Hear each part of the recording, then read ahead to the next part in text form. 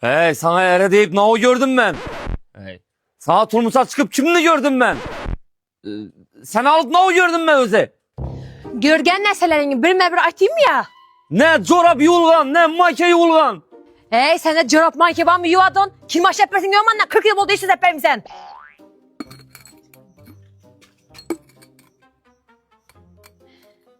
Hey işi de işitildi. Şuraki. Bir yana ki. Hey mayıp. Devala koy kellenge. O, yomon urushibdi ku. Hozir militsiya chaqiraman. Alo, militsiyami? Assalomu alaykum. Men yaratdım söz koyman. Navbat tuttu bir de. Bede bot turan yok. Aranda bot tuttu. Ben bilen işim yok. Ben bir bilen işim var. Sen zilsiz. Bey 96. yıl mı? 96? Kim yaşlamısan? Yok hey. 1996 yıl mende bayt. Yaşlar deyen kesel bu o'zi. 06-07 dislemey. 06-07 ile kafelerde boladı. Sen zilsan. 09. 09? Jiguli mi? Yo'q, 2009-yil mi? Şimdi ne sana bir dinozavurların yaşını aytasan mı? Sen ikine bir dalga isteme, şanda gepleşemiz.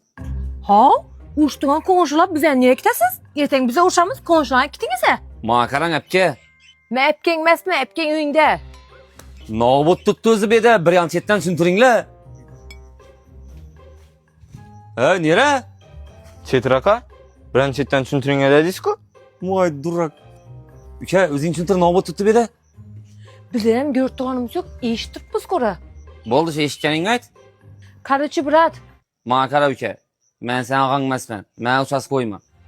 qarachi uchastka brat, ma qarang. Bendan oshib o'tirganim men bilaman. Bular yaqin oila qurdi. Xotiniga ne kirmash olib berdi, ne konditsioner olib berdi, ne pilosoz olib berdi, ne dimoxot olib berdi. Qarachi hech olib bermadi. Qarachi gunda urush berdi. Короче, menda bor bu masalalarni yechimi. Urganchda Texnoviy degan men texnika do'kon bor. Aksiyani changini chiqarib yotdilar.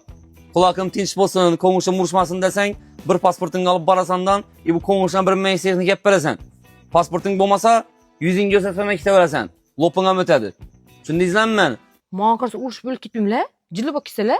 Men ne meştekli gepleşmeyi ulara. Şuraki pasportum var. Yo'q. Yürü lopun göz pırtır vakit gelemiz. Dang.